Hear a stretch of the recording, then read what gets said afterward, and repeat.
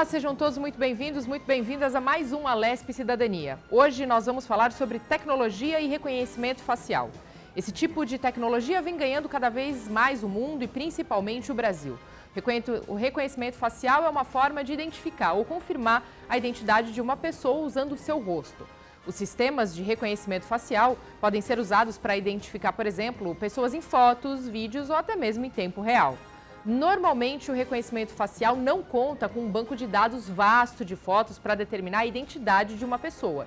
Ele simplesmente identifica e reconhece como sendo a proprietária única do dispositivo, como o desbloqueio, por exemplo, de um celular ou de um tablet.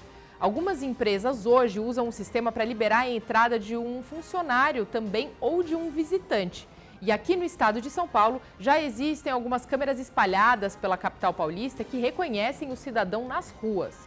Em grandes jogos de futebol, a polícia também consegue usar câmeras com reconhecimento para encontrar, por exemplo, um procurado pela justiça. Mas com tanta tecnologia surge uma polêmica. Até que ponto isso ajuda ou atrapalha a vida de um cidadão?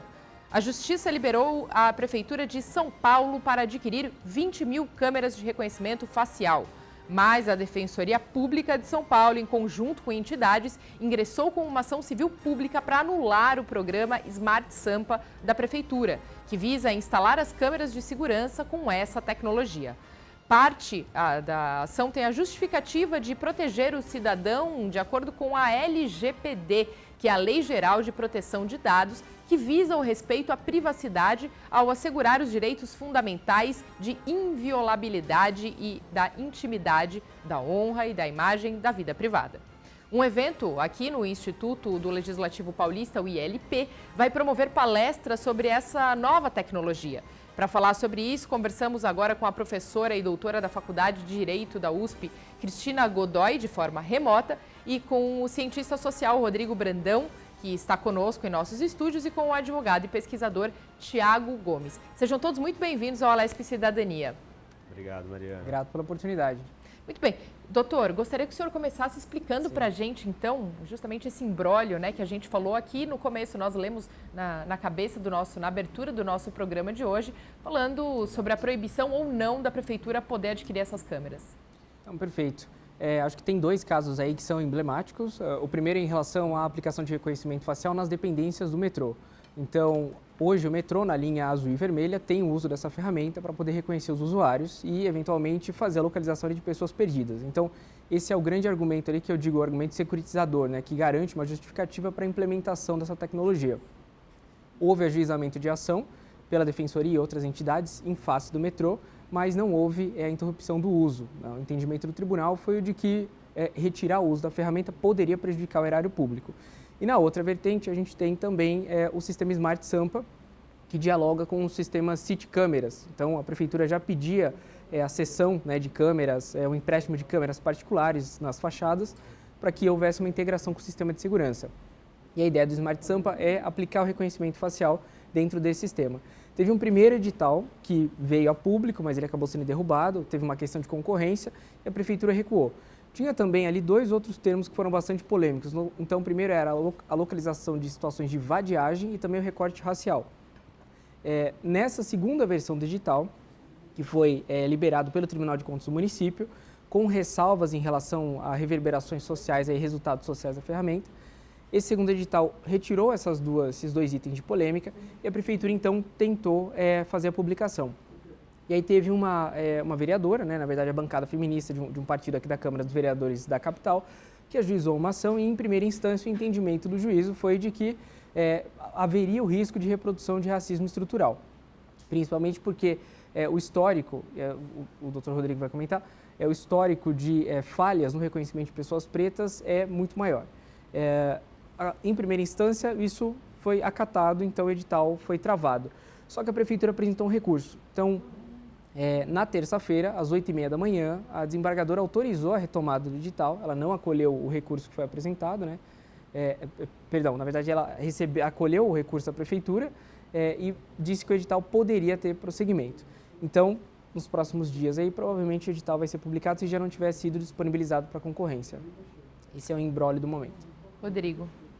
Bom, acho que um ponto importante da fala do Dr. Tiago é que esses sistemas, muitos deles, cometem erros sistemáticos contra públicos muito específicos.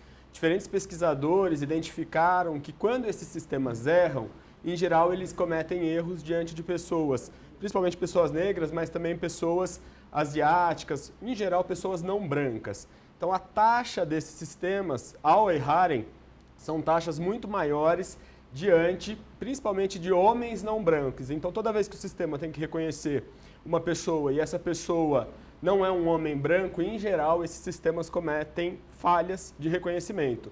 E isso é muito delicado, porque nós estamos falando de uma tecnologia que, ao ser usada pelo poder público, por exemplo, pode fazer com que o poder público cometa erros graças a erros cometidos pela tecnologia, ou seja, ele pode ser induzido a agir contra um determinado cidadão, um cidadão negro, por exemplo, porque a tecnologia não está bem preparada ainda para reconhecer o rosto de pessoas negras corretamente. Então, é uma tecnologia muito delicada ainda para ser usada nesse momento e então tem uma série de cuidados que tem que ser tomadas antes que esse uso aconteça. E é um pouco, né, é isso que a gente tem que entender, como é que esse uso pode ser feito em segurança, se é que pode. Cristina, sobre essa fala aqui do Tiago e também do Rodrigo, suas considerações. Bem, e exatamente como foi mencionado pelo Rodrigo, pelo Tiago, Mariana, a gente precisa ressaltar que, por exemplo, já existem casos envolvendo principalmente direito bancário. No Tribunal de Justiça de São Paulo, por exemplo, tem mais de 2.000 casos envolvendo biometria facial, utilização de reconhecimento facial. Uma coisa que eu gostaria de salientar é que o tribunal, hoje em dia, pelo menos aqui do estado de São Paulo, eles estão adotando um posicionamento de que é muito difícil a inteligência artificial e, portanto, esse sistema de reconhecimento facial errar. Então, eles estão partindo do pressuposto que o erro é reduzido, quando, na verdade, a identificação por uma digital, o índice de acerto é muito mais elevado do que em relação aos acertos com reconhecimento facial. E, por conta disso, é considerado que quem deve provar que o sistema de reconhecimento facial errou é exatamente o cidadão, né? Ou o cliente do banco. Tem uma inversão do ônus da prova, ou seja, quem tem que demonstrar não é quem utiliza o sistema, mas sim quem está exatamente contestando o resultado. Então, é muito importante hoje em dia, e aí eu acho que em todos os poderes, poder executivo, legislativo e judiciário, ter a conscientização do elevado índice de erro ainda hoje, e principalmente para aqueles grupos que são alvos de discriminação na sociedade, né, é o alto índice de erros ao se utilizar o sistema de reconhecimento facial. Não é porque é uma inteligência artificial que ela é a prova de erros ou que a porcentagem de erros é muito baixa. Na realidade, tudo depende dos bancos de dados, né, que são utilizados para treinamento. Então, geralmente, aquela população, aqueles grupos da população que são discriminados, acaba tendo essa discriminação também, né, estendida nessa tecnologia. Então, isso eu também acho que é importante destacar, porque a gente está vendo uma movimentação e um impacto nas próprias decisões judiciais. Vocês citaram alguns riscos, né? Agora, nessa primeira fala. Eu gostaria que a gente se aprofundasse um pouquinho mais neles, começando por você, Tiago. Tá bom. Uma das possibilidades que a LGPD traz, que é a Lei Geral de Proteção de Dados, é a revisão da decisão automatizada. Só que o processo de revisão das decisões que são tomadas pelo algoritmo são processos de revisão muito complexos e, no mais, às vezes a gente não consegue descobrir qual foi a motivação para aquela decisão. O segundo ponto é em relação ao tipo de banco de dados que é utilizado. Via de regra, o banco de dados ele passa por um processo de raspagem na internet. Então, essas imagens são coletadas em massa, você faz o treinamento da ferramenta e ela cria ali uma capacidade de interpretação e de identificação das pessoas. Só que o perfil do brasileiro e os traços que ele tem são específicos. Então, o ideal seria que houvesse treinamento com bancos de dados brasileiros. Vou fazer um exemplo aqui. No contexto chinês, houve problemas para identificar pessoas indianas. E no contexto indiano, houve problemas para identificar pessoas chinesas. Por quê? Porque os bancos de treinamento eram distintos e não identificavam corretamente os sujeitos. Esse é um ponto, a identificação errada. Vou trazer um terceiro item. A identificação fotográfica, que é você abrir aquele caderno da Polícia Civil e apontar o rosto de alguém que é um suspeito, é algo que a gente tem como corriqueiro. E, via de regra, há problemas, inclusão de fotografias de pessoas que não eram procuradas ou a identificação errônea. Enquanto eu atuei pela Defensoria Pública, eu peguei um caso específico de um senhor que foi erroneamente identificado em 2000 e ele ficou preso. Ele acabou contraindo tuberculose enquanto estava em cárcere. Isso foi atestado pelo hospital, o hospital da carceragem, e esse é um caso que eu sempre retorno, porque ele entrou com ação pedindo indenização em 2002 e o processo ficou travado pela discussão de qual seria a taxa de juros. Esse processo voltou para São Paulo em 2019. Ele entrou na fila de precatórios do Estado de São Paulo em 2021. E a fila de precatórios, esse número, essa data é do tribunal, a fila do precatório está demorando aproximadamente 14 anos para que quem vai ser indenizado receba o valor. Então, esse senhor vai levar mais ou menos 33 anos para receber uma indenização. Há muito custo, junto com o professor João Paulo Candia, que também é pesquisador, a gente apresentou uma proposta para o projeto de lei do Senado, quando ele ainda estava dentro da comissão, que era a possibilidade de fixação de seguro para esse tipo de falha, que não é o ideal, mas na hipótese de implementação é uma possibilidade. E tem outro risco que eu acho que não está no radar. E aí eu vou fazer uma analogia. A usina de Angra dos Reis está a mais ou menos 300 quilômetros aqui de São Paulo. Quando aconteceu o incidente nuclear de Chernobyl, a nuvem radioativa viajou mais ou menos 3.000 quilômetros. São Paulo não tem um plano de evacuação e a distância é 10 vezes menor. Não temos um plano de evacuação. Em setembro do ano passado, houve um vazamento de 90 litros de água radioativa da usina de Angra. Isso não foi noticiado até março desse ano, quando o IBAMA aplicou uma multa de R$2 milhões contra a usina. Então, o questionamento é: quais são os riscos adicionais em relação ao reconhecimento facial que não estão no nosso horizonte? E aí eu trago que é o reconhecimento das forças de segurança. Então, os policiais militares, os policiais civis, toda a Polícia Federal também vai ter o rosto coletado. E aí, risco adicional. Se cada ente federado tiver um sistema de reconhecimento, então a gente vai ter o rosto dessas forças de segurança em múltiplos sistemas. E aí eu passo para o cultura pop, né? O filme 007 Skyfall, a premissa da história é exatamente essa. Tem um vazamento da lista e da fotografia de todos os agentes do serviço secreto inglês. Então, esses são alguns riscos que eu trago aqui de imediato. Preocupante, Rodrigo.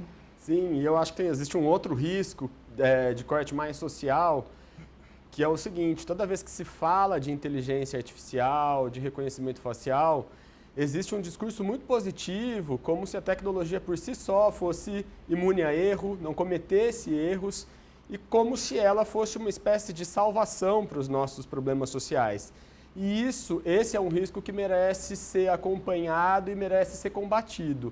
Como combater isso? As populações, né, nas suas cidades, a população junto aos seus representantes, seja a vereadores, seja junto a deputados estaduais, federais, devem fomentar o debate sobre o reconhecimento facial, procurando entender junto aos seus representantes se eles estão cientes dos riscos que existem no uso dessa tecnologia, riscos como os mencionados aqui pelo professor Tiago. Então, eu acho que um risco aí que a gente tem que tomar muito cuidado é o da gente pensar que a tecnologia por si só pode ser capaz de resolver problemas como os problemas da segurança pública. Não são.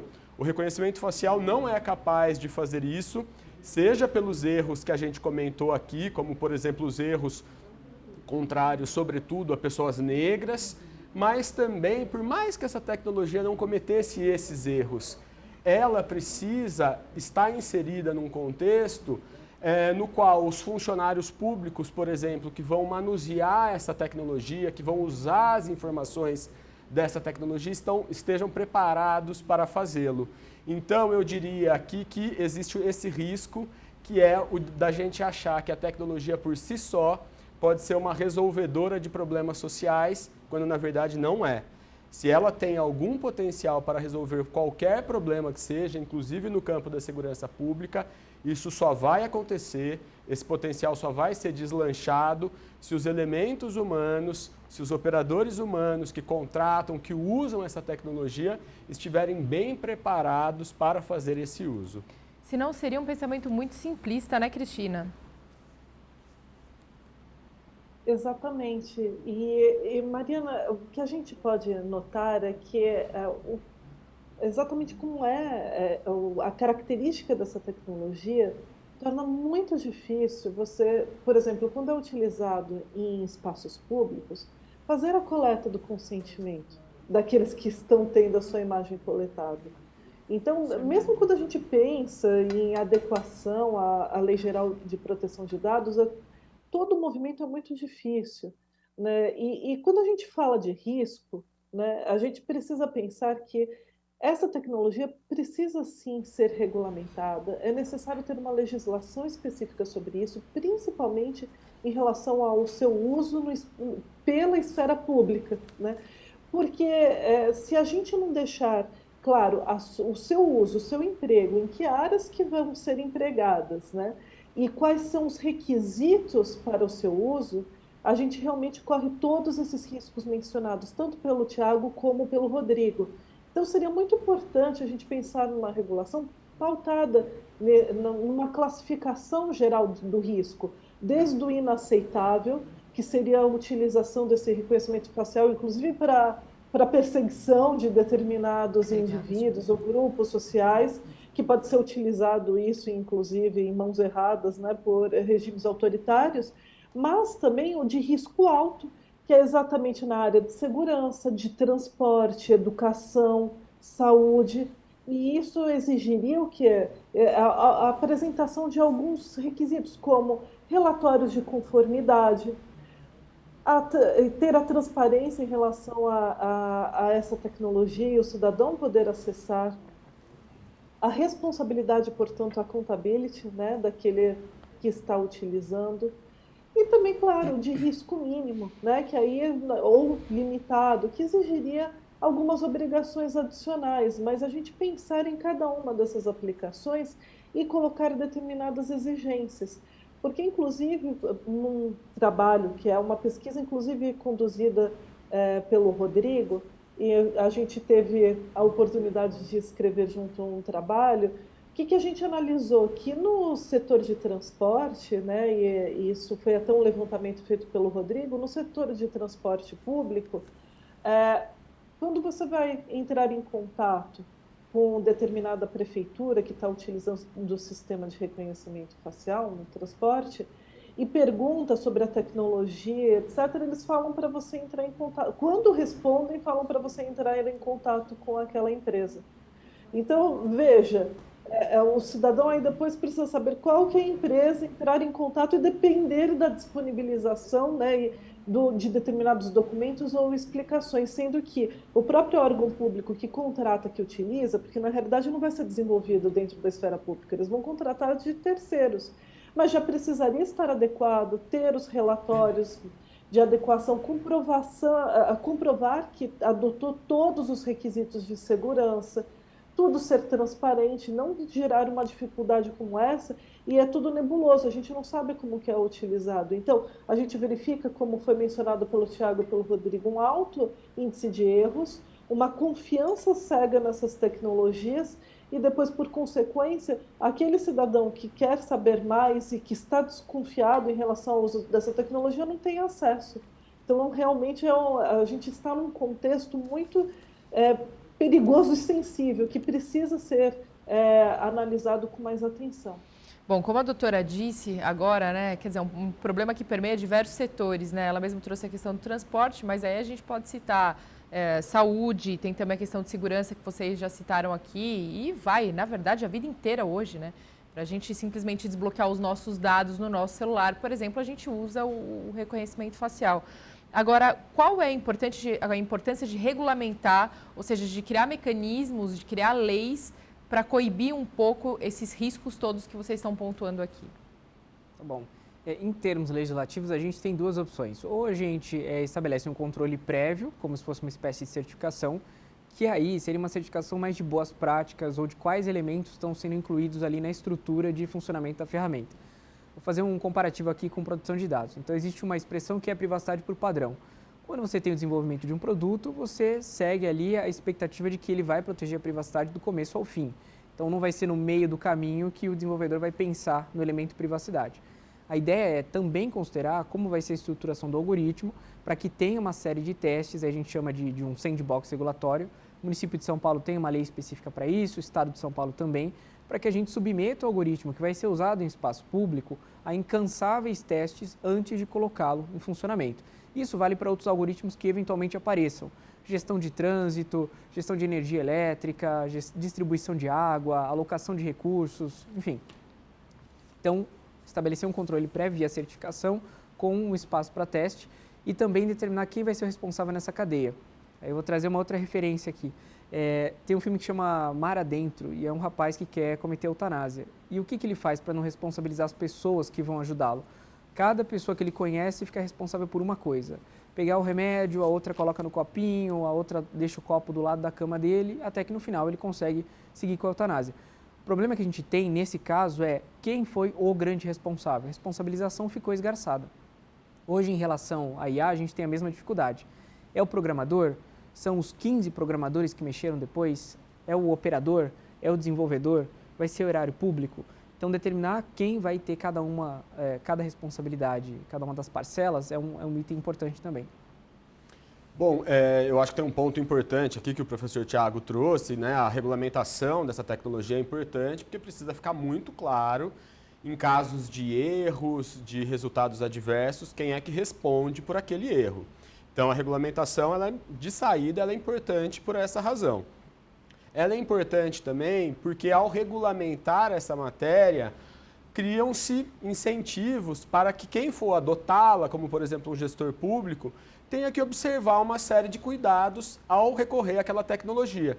Então, a regulação ela não é necessariamente contrária ao uso. Pelo contrário, à medida em que você deixa claro o que precisa ser feito, por exemplo, para que a tecnologia possa ser adotada, você está criando ali critérios muito claros, muito objetivos, muito verificáveis do que precisa ser feito para que aquela tecnologia possa ser usada em segurança. Então, a regulamentação, muitas vezes, é colocada até quase como uma vilã, né? Como, olha, regular significa proibir o uso. Não, pelo contrário. Regular significa até mesmo criar, deixar mais claro o que precisa ser feito por quem quer usar a tecnologia para que aquele uso possa acontecer em segurança.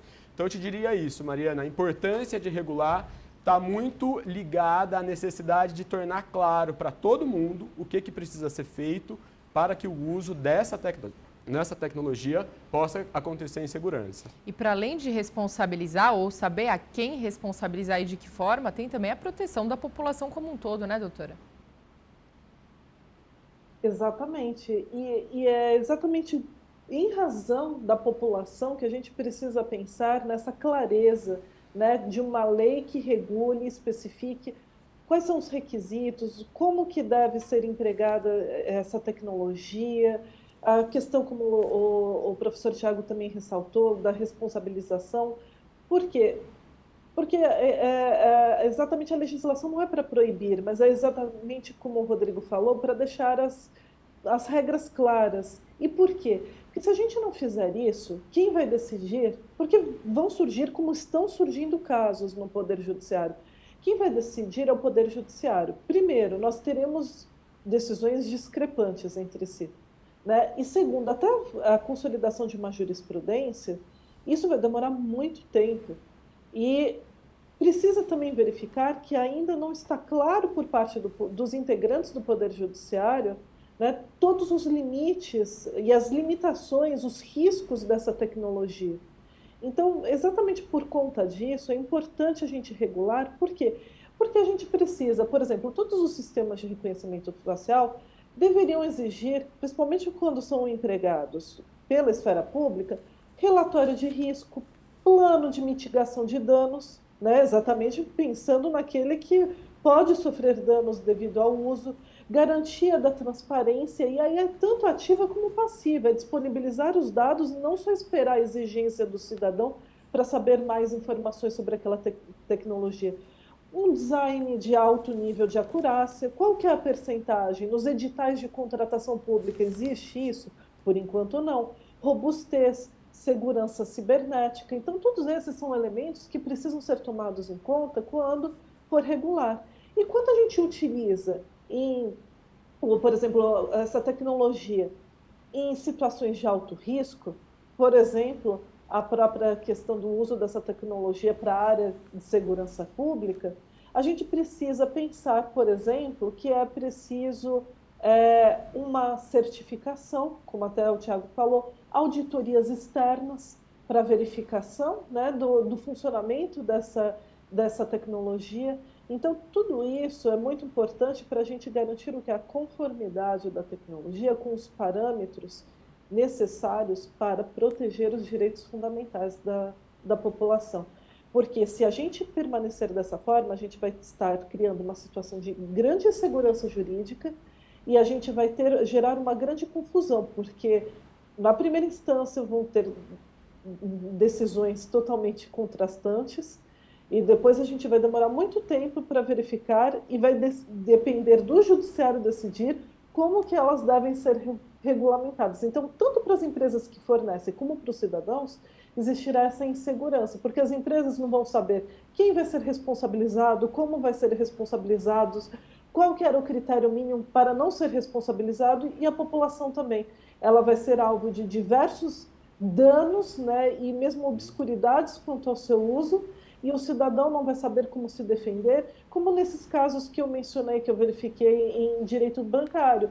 Tem a inversão do ônus da prova, sendo que isso não é previsto em nenhuma lei. O judiciário está considerando que a pessoa que está confrontando, está questionando o sistema de reconhecimento facial, que deve provar que está errado, porque ela geralmente está certa. Então, a partir do pressuposto que o índice de acerto é muito elevado, e aí o cidadão que deve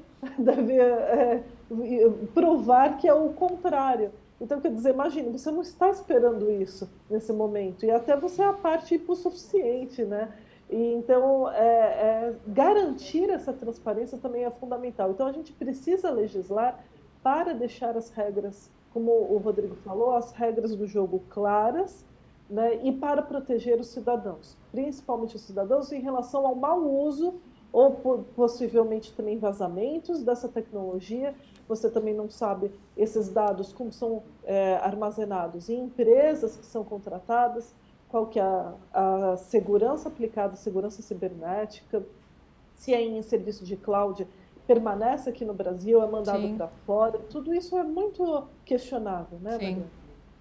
Rodrigo, quando a gente pode falar, por exemplo, em até certo ponto, invasão de privacidade, você tinha comentado a importância da governança de dados. Mas a gente, por exemplo, tem a LGPD, a gente sabe que a gente ainda está engatinhando com relação a isso. Certamente, Mariana. A gente ainda está engatinhando, aprendendo a usar nas pesquisas que nós fizemos, eu e a professora Cristina. O que é muito visível é o que o setor público, inclusive, está aprendendo a como utilizar, como se adequar a essa legislação. Então, por mais que, né, aqui eu deixo para a professora Cristina e para o professor Tiago falarem da LGPD, explicá-la um pouco melhor, mas ainda que seja uma boa legislação consistente, ela não é suficiente para dar conta dos riscos dessa tecnologia, né? Então, o que a gente tem que lembrar sempre é que o reconhecimento facial, ele é uma tecnologia que, né, para poder funcionar, depende de uma informação muito sensível, que é a foto do seu rosto. Isso não é pouca coisa. Isso diz muito, né, sobre você, né, o jeito de você se apresentar ao mundo. Então, é uma informação muito sensível e a tecnologia depende disso para poder funcionar. Você tem uma série de problemas, né? Essas informações podem vazar, né? Informações, como até o professor Tiago mencionou, você pode ter um vazamento de bancos de dados, de imagens, de rostos. Isso é um problema por si só. E quando a gente lembra que essa tecnologia, além de já ter esse potencial invasivo, porque ela depende dessa informação sensível para funcionar, quando ela é colocada para operar em grandes espaços públicos, ela está invadindo, talvez sem você saber, a sua vida, porque você não sabe que a tecnologia está ali sendo usada. A sua privacidade, é que nessas imagens que a gente está vendo aqui, né, de pessoas, são ilustrativas, claro, mas de pessoas em alguns centros, por exemplo, e sendo monitoradas a todo tempo, o que estão fazendo, com quem estão conversando. Até que ponto até que ponto você pode ou não, ou deve ou não dar a permissão sobre de que forma a sua vida está sendo monitorada? Eu acho esse ponto muito importante, Mariana. O poder público, não só o poder público, todo mundo que se dispõe, que decide usar essa tecnologia, precisa deixar muito claro que a tecnologia está sendo usada. Então, se o poder público decide usar a tecnologia, ele precisa informar os cidadãos de que eles estão expostos a ela. Por quê? Para que esse cidadão, caso se sinta incomodado, caso queira mais informações sobre essa tecnologia, possa fazer essa requisição. Então, estou falando um pouquinho mais aqui de setor público, mas isso vale, né? Feita aí as devidas adequações também para o setor privado, mas um gestor público que se dispõe a usar a tecnologia, a primeira coisa que ele tem que se perguntar é: essa tecnologia vai de fato melhorar a política pública na qual eu vou empregá-la?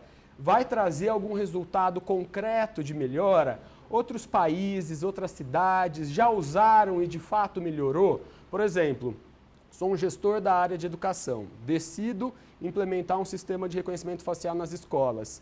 Eu preciso saber, existem casos registrados de que ao fazer isso em outros lugares, o uso dessa tecnologia melhorou de algum modo o processo de ensino, o processo educacional? O gestor público precisa saber responder isso.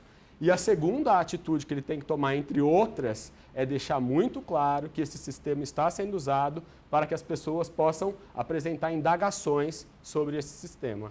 Agora, é curioso o que você falou, porque, por exemplo, a partir do momento que por exemplo, né, doutor, o poder público coloca, não, então você está sendo monitorado, eu estou usando. Agora, de que forma eu, como cidadão, posso chegar e falar, não, mas eu não quero especificamente ser monitorado? Existiria um mecanismo legal para que as pessoas façam isso? Eu imagino que não. Vamos lá, vou deixar essa... Essa é a discussão. Qual que é o ponto que a gente tem que trazer aqui? Quando a gente olha para a Lei Geral de Proteção de Dados, ela vai tratar da proteção de dados na esfera civil e na esfera comercial. Na verdade, ela vai regular como vão ficar os fluxos de dados. Tinha um projeto de LGPD criminal, né, penal, as hipóteses em que a gente poderia fazer uso para fins de segurança pública. Então, esse projeto criminal ainda está na gaveta. A LGPD, que já está em vigor, ela tem ali hipóteses de exceção. Então, olha, não se aplica, essa lei não vai ser aplicada na hipótese, por exemplo, de segurança pública ou segurança nacional. Então, esse é o argumento que a Prefeitura usa, porque está no ambiente de segurança pública, então é uma excludente. E aí, teoricamente, os mecanismos ali da LGPD não seriam aplicáveis. Mas a gente tem outros caminhos, porque se a gente tem a coleta do rosto, e aí a fotografia do rosto em si é um dado pessoal, mas a biometria e as medidas se tornam dados sensíveis que podem, de repente, ser usados para fins de discriminação. Então, a sensibilidade está na possibilidade de uso desse dado de forma discriminatória. E aí sim a gente tem mecanismos para acessar esse dado que foi coletado e que está sendo tratado ali para fins 1, 2, 3, 4. Porque o que a gente também tem que ter em mente é que o metrô vai ser usado como uma teia para capturar o rosto dos cidadãos, tanto de São Paulo quanto da Grande São Paulo. Isso não vai ficar lá, porque a taxa de criminalidade dentro do metrô não é tão alta a ponto de justificar que aquelas imagens fiquem apenas dentro das dependências do metrô. Então, a ideia é ter o compartilhamento com outras forças de segurança. Qual é o mecanismo possível? O contato direto com o encarregado de dados do ente que fez a contratação. O encarregado de dados vai ser o responsável por receber essa solicitação e verificar como está sendo tratado esse dado. A Prefeitura tem um encarregado de dados que foi nomeado, que é o controlador geral do município, e ele tem um canal para atendimento. E o Estado de São Paulo tem o ouvidor, e também foi estabelecida a CEDESP, então ela determina quais vão ser as hipóteses ali de compartilhamento de dados entre os entes e entre as empresas.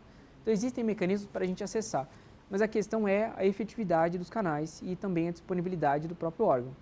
Uma outra discussão que a gente pode trazer é elaboração de relatório de impacto. Então, você faz uma análise prévia para verificar, será que esse tipo de tratamento da informação pode gerar algum dano para o titular? Esse relatório não é obrigatório, ele pode ser feito só quando a autoridade de proteção de dados pedir, mas por boa prática, a recomendação é que ele seja feito de forma prévia, como se fosse uma análise da viabilidade do produto. Aí fica o questionamento, no setor público, em que a gente tem a lei de acesso à informação, e ela não confronta, ela não bate de frente com a LGPD, mas elas se complementam ali, uma forma um pouco difícil, mas elas se complementam. Nessa hipótese, caberia a disponibilidade, né, e o acesso da população a esses relatórios de impacto, porque é através desse relatório que o controlador de dados vai dizer, olha, eu entendo que existe esse risco, mas esse risco é necessário porque ele oferece determinadas contribuições. Então, considerando que a cidade de São Paulo tem 12 milhões de habitantes, a contribuição tem que ser ampla o suficiente e tem que constar também no relatório de impacto. Tá? Então, esses são os pontos que eu trago em relação à estrutura pública, né? Bom, para a gente já ir se conduzindo para o final, a grande questão é a seguinte, todo esse debate deveria ter mais celeridade, porque toda essa tecnologia já é uma realidade hoje, né? Sim. Por exemplo, aqui em São Paulo, no metrô, como o senhor falou, enfim, e também a população deveria ser consultada, não, doutora? Deveria fazer parte de todo esse processo também, até para entender, para que seja massificado. A LGPD hoje em dia, se a gente pegar grande parte da população, não entende. As pessoas hoje simplesmente aceitam compartilhar os dados sem entender a dimensão do que isso significa. Agora, você imagina com um compartilhamento desse do reconhecimento facial, por exemplo, né, doutora?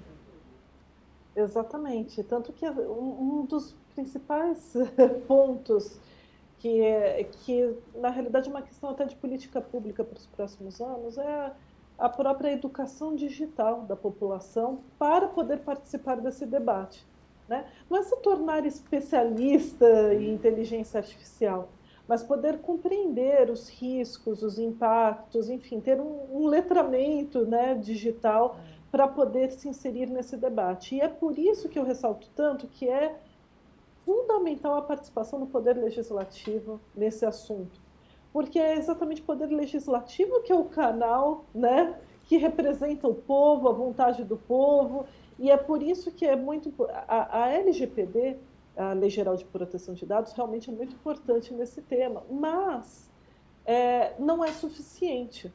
Então, quando a gente está pensando em reconhecimento facial especificamente e utilização pelo setor público, é preciso ter algumas características próprias. Seria muito importante a gente ter uma legislação sobre isso. E mais, seria muito importante a gente também colocar uma legislação, algo muito semelhante ao que existe na União Europeia, que eles estão discutindo, que é, por exemplo, a proibição do uso de reconhecimento facial em tempo real, porque senão é um Estado vigilante em tempo real, né? Captando as imagens da população e sabendo o que elas estão fazendo naquele instante, não utilizando a posteriori se precisa de determinada informação do cidadão. Claro que tem algumas exceções, eles estão colocando exceções como identificação de potenciais vítimas de crimes, crianças desaparecidas, mas tudo com alguns requisitos básicos, né? Então, o que eu vejo a gente, claro que tem uma legislação que é possível proteger os direitos dos cidadãos, mas ainda não é suficiente quando a gente está trabalhando com o uso do sistema de reconhecimento facial, principalmente pela esfera pública, né? Eu considero que, em geral, mas pelo setor público é mais sensível ainda em relação a esse uso. Sim. Por quê? Porque tem as suas peculiaridades, né? Sem dúvida. Tem a lei de acesso à informação, enfim, tem algumas garantias que são necessárias, né, para preservar os próprios direitos dos cidadãos. E aí, Rodrigo, é o que você falou, né? A gente está mexendo com o que a gente tem de mais caro, que é literalmente a nossa identidade, né? Sim. Acho que a professora Cristina tocou num ponto essencial. O papel do legislativo nesse debate é muito estratégico, é muito grande. Porque você até tinha perguntado, olha, se eu, cidadão, decido, né, que eu não quero ter ali ser verificado por uma tecnologia, uma pessoa individualmente certamente não vai ter voz para contestar uma legislação colocada. Mas, por meio dos seus representantes políticos, talvez ela consiga mobilizar esse debate num plano maior. E eu acho que esse que é o grande ponto que a gente precisa frisar. As tecnologias de reconhecimento facial, e existe pesquisa, isso está documentado. Quando pouco é discutida pelos nossos legisladores e quando é discutida, principalmente nos estados, aparece numa chave muito positiva. Esse debate precisa ser calibrado, não é só falar dos potenciais negativos, mas eles também precisam ser debatidos. Então, é por isso que esse envolvimento da população no debate, ele precisa acontecer, porque as pessoas precisam estar cientes dos riscos que existem e não só dos eventuais benefícios que muitas vezes são propagandeados sem que se faça o contraponto com esses potenciais riscos. Mas talvez isso aconteça à medida que o que a doutora Cristina falou, à medida que a população tenha essa inclusão digital cada vez maior. Porque muitas vezes os próprios legisladores, nem todos conseguem ter profundidade suficiente sobre a relevância ou sobre o conhecimento mesmo do tema. Então acaba que o tema não vem à tona, né, doutor? Sim. Na verdade, o ideal é criar um espaço, né, um ambiente que a gente consiga ter debate sobre esse tipo de aplicação de tecnologia. O que eu queria também trazer aqui é, novamente, né, riscos no horizonte. Qual que é o ponto? Em 2020, a Prefeitura de São Paulo soltou um edital, né, com um pedido de doação. Isso ainda na gestão do falecido prefeito Bruno Covas. E a solicitação era de doação de drones com reconhecimento facial para uso na Cracolândia. Tá? Ano passado eu participei de uma audiência na Câmara dos Vereadores para tratar do tema, né, no final do ano, e teve uma outra que eu participei em junho. E nessa de junho, por obra do acaso, quando eu trouxe esse caso, na mesma semana tinha acontecido um ataque numa escola americana e uma empresa de segurança, cujo nome não me recordo, mas que era americana, trouxe a possibilidade de instalar taser num drone para conter atiradores em escolas. Então aí você junta o distópico de lá com o distópico daqui, e você junta um drone com reconhecimento facial e de repente uma aplicação de taser. Quando a gente começa a olhar essas sobreposições de tecnologia, a gente tem que se pensar quais são usos melhores para esse tipo de aplicação. Né? Quais são usos melhores para o uso da inteligência artificial no setor público, que são em volume e que não afetam as pessoas de forma individualizada, em tempo real, e que não afetam esse processo de autodeterminação delas em relação a quem elas são, onde elas vão e para onde o dado flui. Então, esses são os destaques que eu trago. Tá? Preocupante. Bastante. Muito bem, eu gostaria de agradecer demais aqui esse bate-papo. Rodrigo, Tiago, Cristina, muito obrigada aqui pela forma como vocês esclareceram tudo. Acho que ficou de forma bem didática. Obrigada mais uma vez. Obrigado, Mariana. Agradeço. Muito bem. Agradeço. Muito obrigada. Obrigada, doutora. Esse foi mais um Alesp Cidadania. Agradecemos demais também a sua companhia e até o próximo.